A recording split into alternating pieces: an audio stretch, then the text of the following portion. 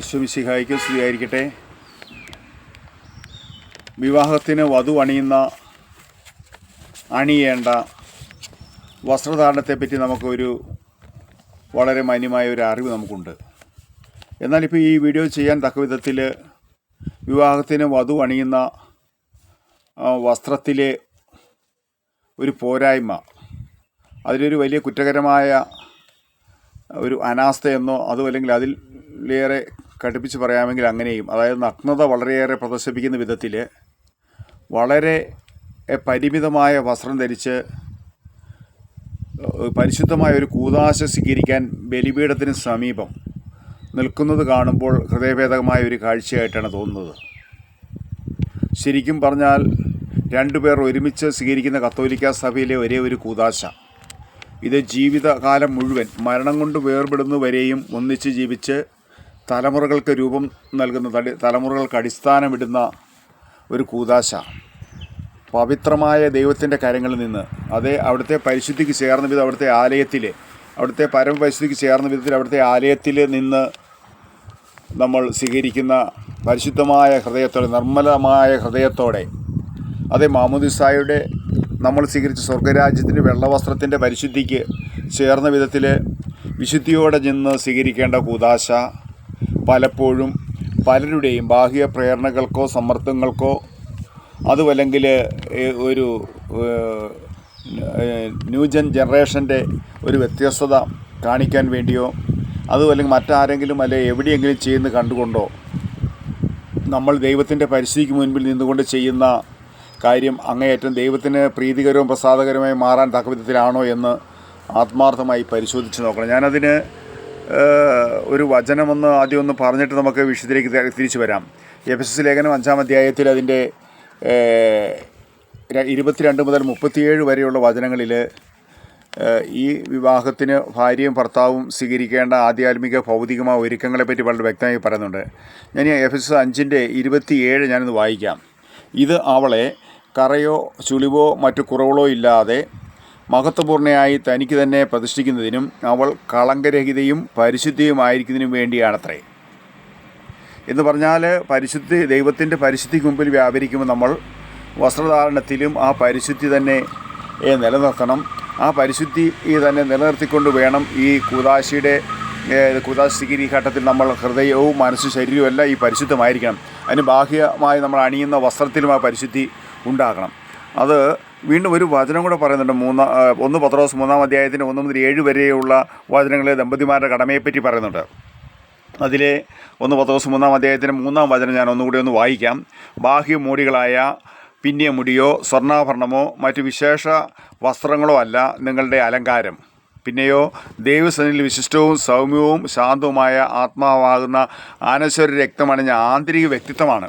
അപ്പോൾ നമ്മുടെ ഈ പുറമേ എന്ത് കോപ്രായങ്ങൾ കാണിച്ചാലും എന്ത് സംഗതികൾ ചെയ്താലും ദൈവത്തിൻ്റെ പരിശുദ്ധിക്ക് മുമ്പിൽ വ്യാപരിക്കും. നമുക്ക് ഇത് തലമുറകൾക്ക് രൂപം നൽകുന്ന, തലമുറകൾക്ക് അടിസ്ഥാനമിടുന്ന കുടുംബമാണ്. തലമുറകളാണ് ഇതിന് രൂപപ്പെടുന്നത്. അപ്പോൾ നമ്മൾ ഈ ഒരു ദൈവത്തിൻ്റെ പരിശുദ്ധിക്ക് മുമ്പിൽ വ്യാപരിച്ചുകൊണ്ട് തന്നെ വേണം ഈ കാര്യങ്ങളിലേക്ക് കടക്കുവാൻ. അതുകൊണ്ട് വസ്ത്രധാരണത്തെ സംബന്ധിച്ച് നമുക്ക് വളരെയേറെ കാര്യങ്ങൾ ശ്രദ്ധിക്കാൻ. വിവാഹത്തെ പ്രത്യേകിച്ച് വധു അണിയുന്ന വസ്ത്രത്തെപ്പറ്റി വളരെയേറെ വേദനാജനകമായ രീതിയിൽ കഴിഞ്ഞ ഇടയ്ക്കൊരു വിവാഹത്തിൽ പങ്കെടുത്തപ്പോൾ തോന്നി. വളരെ നാമമാത്രമായ വസ്ത്രമേ ധരിച്ചിട്ടുള്ളൂ. എന്നിട്ട് ആ വൈദികന് തുറന്നു പറയാൻ മടിയായതുകൊണ്ടോ വൈദികന് അത് വിവാഹം നടത്തി കൊടുക്കുന്നത് മനസ്സുപോലെ എന്നാണ് എനിക്ക് തോന്നുന്നത്. എനിക്ക് തോന്നുന്നത് നമുക്ക് സഭയിൽ തന്നെ പൊതുവെ ഒരു നിയമം തന്നെ വേണമെന്ന് തോന്നുന്നു. ഇനി ഇങ്ങനെയൊക്കെയുള്ള ആളുകൾക്ക് വേണ്ടി അവരെയും കൂടി ഒന്ന് മുഖ്യധാരയിലേക്ക് കൊണ്ടുവരാൻ. കാരണം ഏത് വിധത്തിലും ഇപ്പോൾ യൂറോപ്പിലൊക്കെ ഏത് വിധത്തിലും വസ്ത്രം ധരിക്കുന്നുണ്ടെന്ന് കണ്ടാൽ നമുക്കും അങ്ങനെ അനുകരിക്കാൻ തക്ക സായിപ്പിനെ എല്ലാ വിധത്തിലും അനുകരിച്ചാൽ നമ്മുടെ ജീവിതമല്ലേ കട്ടപ്പോകയായി മാറുന്നത്. അതുകൊണ്ട് വിവാഹത്തിന് വസ്ത്രം ധരിക്കുന്ന കാര്യത്തിൽ, പ്രത്യേകിച്ച് വധു വസ്ത്രം ധരിക്കുന്ന കാര്യത്തിൽ വളരെയേറെ ശ്രദ്ധിക്കുക. എന്നാൽ വരന്മാരുടെ വസ്ത്രധാരണം ശ്രദ്ധിക്കേണ്ടത് എത്രയോ മാന്യമാണെന്ന്. അവരുടെ ആകെ കാണാവുന്ന കൈയുടെ പത്തിയും മുഖവും മാത്രമേ കാണത്തുള്ളൂ. അവരത്രയും നിർമ്മലമായിട്ട് അത്രയും പരിശുദ്ധമായി വസ്ത്രം ധരിച്ചാണ് നിൽക്കുന്നത്. പ്രത്യേകിച്ച് ഈ അമ്മമാരെ സംബന്ധിച്ച് പെൺകുട്ടികളെ, പ്രത്യേകിച്ച് പെൺമക്കളെ, ചെറിയ പെൺകുട്ടികളെയൊക്കെ ഒരു ഒരു പരസ്യത്തിന് എന്ന പോലെ, അതുമല്ലെങ്കിൽ അവരെ ഒന്ന് പ്രൊമോട്ട് ചെയ്യാൻ വേണ്ടി, അവരെ വളരെ ശ്രദ്ധിക്കാൻ വേണ്ടി അവരെ കഥാപാത്രമാക്കി മാറ്റുന്നതായി കാണാൻ കഴിയുന്നുണ്ട്. പെൺകുട്ടികളെയൊക്കെ അമ്മമാർ ഒരുക്കി വിടുന്ന പല അമ്മമാർ ഒരുക്കി വിടുന്ന കണ്ടു കഴിയുമ്പോൾ നമുക്ക് ഒത്തിരി വിഷമം തോന്നും. വളർന്നു വരുന്ന പെൺകുട്ടികളെയൊക്കെ അവർ വേണ്ടത്ര അമ്മമാർ ശ്രദ്ധിക്കാതെയാണല്ലോ കുട്ടികളുടെ വസ്ത്രധാരണമെന്ന് നമുക്ക് തോന്നിയിട്ടുണ്ട്. നമ്മൾ വിനോദയാത്രയ്ക്കോ മറ്റേതെങ്കിലും പ്രോഗ്രാമിനോ പോകുമ്പോൾ ധരിക്കുന്ന പോലുള്ള വസ്ത്രധാരണമല്ല പള്ളിയിൽ വരുമ്പോൾ, പ്രത്യേകിച്ച് വിവാഹത്തിന് വരുമ്പോൾ, പള്ളിയിൽ വരുമ്പോൾ, അതിന് ബലിയിൽ പങ്കെടുക്കാൻ വരുമ്പോൾ, ദീപികയിൽ പങ്കെടുക്കാൻ, മറ്റ് പള്ളിയിൽ വരുമ്പോഴുള്ള വസ്ത്രധാരണത്തിന് അങ്ങേറ്റൊരു മാന്യത പുലർത്തണം. പലപ്പോഴും ശ്രദ്ധിച്ചിട്ടുണ്ട്, ഇപ്പം വധുവിൻ്റെ കൂടെ വധുവിന് ഭാഗ്യമായ വസ്ത്രമേ ഉള്ളെങ്കിൽ അതുപോലെ വസ്ത്രം ധരിച്ച് വരുന്ന ഈ കുറേ കൂട്ടുകാരികളെയും കാണാം, കുറേ സ്ത്രീകളെയും കൂടെ കണ്ടിട്ടുണ്ട് എല്ലാ സ്ഥലങ്ങളിലും. അപ്പോൾ അത് പള്ളിയുടെ പരിശുദ്ധിക്ക് ചേരാത്തതാണെന്ന് തിരിച്ചറിഞ്ഞു കൊള്ളണം. നമ്മൾ ചെന്ന പരിശുദ്ധമായ ഈ കൂദാശയുടെ ഒരു പവിത്രത അത്രയേറെ വലുതാണ്. അതിൻ്റെ 1 തിമോത്തി 2-ാം അധ്യായത്തിൽ 9-ാം വചനം കൂടെ ഞാനൊന്ന് വായിക്കാം. സ്ത്രീകൾ വിനയത്തോടും വിവേകത്തോടും കൂടെ ഉചിതമായ വിധത്തിൽ വസ്ത്രധാരണം ചെയ്ത് നടക്കണമെന്ന് ഞാൻ ഉദ്ദേശിക്കുന്നു. സ്ത്രീകൾ അപ്പോൾ പൗലോസ്ലീഹ കൊടുക്കുന്ന ഉചിതമായ വിധത്തിൽ, അത് ദൈവത്തിൻ്റെ പരിശുദ്ധിക്ക് ചേർന്ന വിധത്തിൽ വസ്ത്രധാരണം നടത്തണമെന്ന്. കല്യാണപ്പെണ്ണും കൂടെ വരുന്ന അവരും നമ്മളുടെ ഭക്തിക്ക് അല്ലെ നമ്മുടെ ഒരു സഭയോട് ചേർന്ന് നിൽക്കുന്ന നമ്മുടെ വിശ്വാസത്തിനൊക്കെ എതിരായ വിധത്തിൽ നമ്മളെ പോലും തെറ്റിദ്ധാരണയിലേക്ക് നയിക്കത്തക്ക വിധത്തിലുള്ള വസ്ത്രധാരണം വളരെയേറെ വിഷമത്തിന് കാരണമായിട്ടുണ്ട്. അതുകൊണ്ട് ഇത്തരത്തിൽ നമ്മൾ മക്കളെ പരിശീലിപ്പിക്കുന്നു. ഇത് ബ്യൂട്ടീഷ്യനെ മാത്രം കുറ്റം പറഞ്ഞിട്ട് കാര്യമില്ല. വധു വിവാഹത്തിന് ഏത് വസ്ത്രമാണ് ധരിക്കേണ്ടതെന്ന് വധുവിൻ്റെയും വരൻ്റെയും വീട്ടുകാരാണ് തീരുമാനിക്കുന്നത്.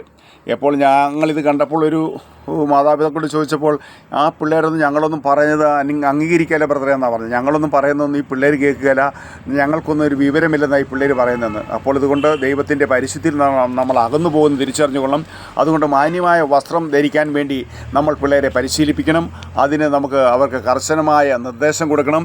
അങ്ങനെ നമ്മൾ ഒരു തലമുറയ്ക്ക് രൂപം കൊടുക്കാൻ വേണ്ടി ചെയ്യുന്ന കാര്യമാണ്. അതുകൊണ്ട് ഈ കേട്ട കാര്യങ്ങളൊക്കെ നമ്മുടെ ജീവിതത്തിൽ ജീവിതഗന്ധിയാകുവാൻ നമുക്കും പരിശ്രമിക്കാം, പ്രാർത്ഥിക്കാം. ഈശോ നമ്മളെല്ലാവരെയും അനുഗ്രഹിക്കട്ടെ. ആമേൻ. ഹല്ലേലൂയ.